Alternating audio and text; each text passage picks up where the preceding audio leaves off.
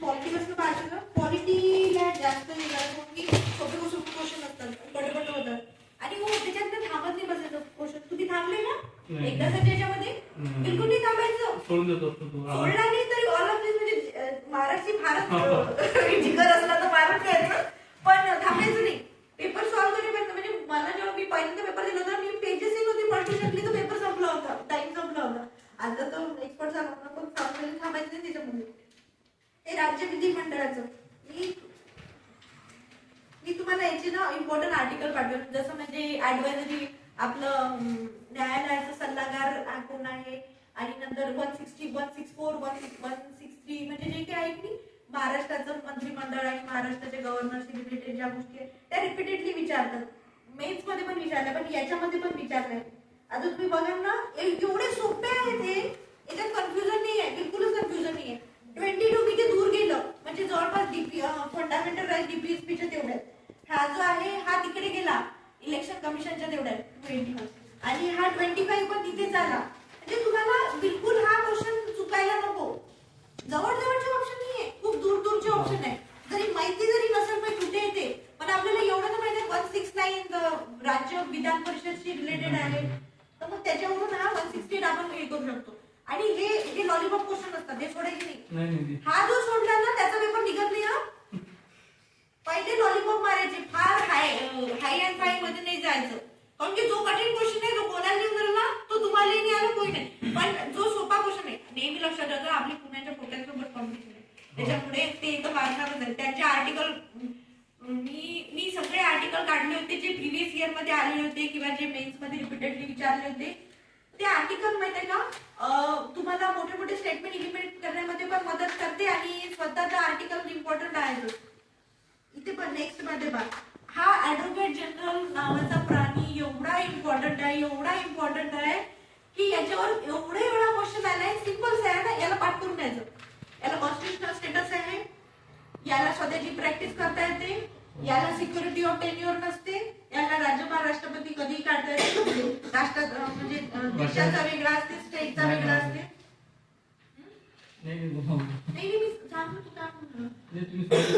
हा तर हे 4-5 पॉइंट आहे हे त्याचे नेहमी लक्षात ठेवायचे.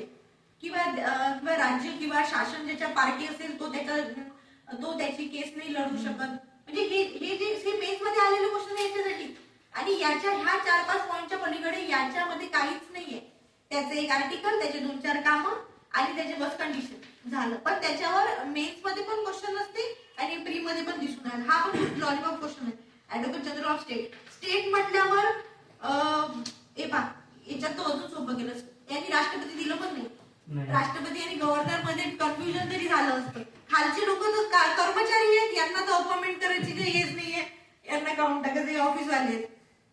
मग उरला चीफ मिनिस्टर. आपण पाहतो चीफ मिनिस्टर कोणाची अपॉइंटमेंट नाही करतो, तो फक्त काम करून घेतो. अपॉइंटमेंट करायचे शिक्क्याचे कामं यायची असते आपल्या सीओ साठी. तर त्याच्यामुळे हा गव्हर्नर इथे राष्ट्रपती नाही दिला, त्याच्यामुळे आणखी सोपा केला क्वेश्चन. मग हे क्वेश्चन एका सेकंदात करायचे आणि लगेच समोर जायचं. नाही माहिती का काय होते, जसं आपण असं करतो की नाही टाइम जाते.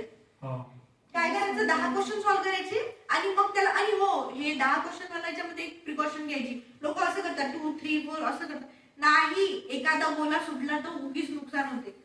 एका क्वेश्चन चुकला ना तर तो क्वेश्चन जे मार्क्स नाही तो आपले निगेटिव्ह घेऊन जाते जे पॉझिटिव्ह मध्ये होते.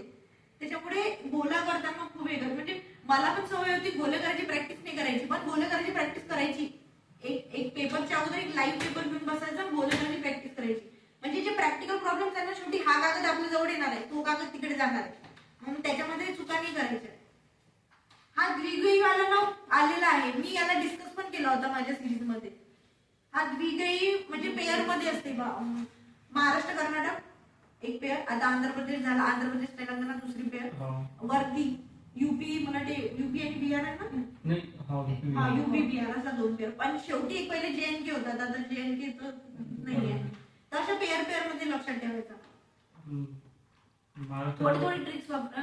स्वतःचे समजा ट्रिक असतात ना, म्हणजे आता तुम्ही 2-2 पेअर गेले आणि 4 गेले, हा चालते म्हणजे साऊथला हा तसंही होते पण आपल्या याच्यानुसार फक्त मी जवळजवळ जसे महाराष्ट्र कर्नाटक हा तेलंगणा आंध्र प्रदेश वरती बिहार युपी बंद झाले एवढे झाले कारण की हे विचारते मला याच्यामध्ये विचारलं होतं इंटरव्ह्यू मध्ये जेव्हा तेलंगणा होईल म्हणे तेव्हा त्याच्याजवळ काय आहे तर बाय डिफॉल्ट त्याच्याजवळ विधानसभा असते विधान परिषद द्यायची की नाही हे नंतर डिसाईड होईल पण बाय डिफॉल्ट त्याच्याजवळ एक हाऊस तर येते तर ते विचारलं होतं आणि याचं नाव खूपदा हे पण विचारले 169 आर्टिकल आहे परिषदेचं खूपदा विचारलेलं आहे ते आर्टिकल हा पण राज्यसभेच्या तरतुदी तुम्ही शेड्यूल तर पाठ करतच असाल ना शेड्यूलवर खूपदा क्वेश्चन असतो म्हणजे असतेच पहिला शेड्यूल आपला याच्यासाठी स्टेट आणि युनियन टेरिटरी हा सेकंड मध्ये काय आहे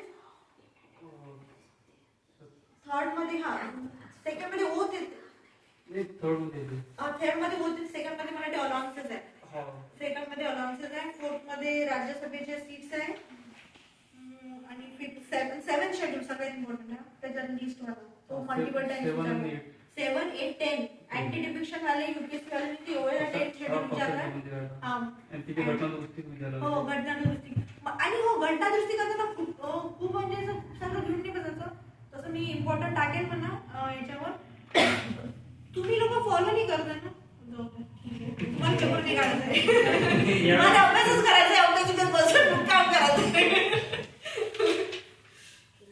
ठीक आहे इथे पण ग्रामसभा याच्यामध्ये 73 आणि 74 ची ना पेअर तर आपला आन्सर पटकन निघते पेअरिंग मध्ये जायचं मी व्हिडिओ मध्ये पण सांगितलं होतं की पेअरिंग केल्याने काय होते 50% चान्सेस तुमचे कमी होऊन जातात म्हणजे जे 100% मध्ये क्वेश्चन पेपर दिसून आला की खूप कठीण आहे त्याच्यामध्ये 50% मध्ये चान्सेस कमी होऊन जातात आणि एकदम तुम्ही क्वेश्चनच्या जवळ येता आपलं कॉन्फिडन्स बूस्ट होते कारण की 1 घंट्यात कॉन्फिडन्स मेंटेन करून ठेवणं खूप जरुरी आहे जर तुम्हाला घाम फुटून राहिला असेल तर समोरचे क्वेश्चन सॉल्व्ह होत नाही तुम्हाला किती काही येत असेल तरी आणि तो 1 घंट्याची सुई अशी दिसते की बरोबर बसतातच पार्लमेंट ऑफ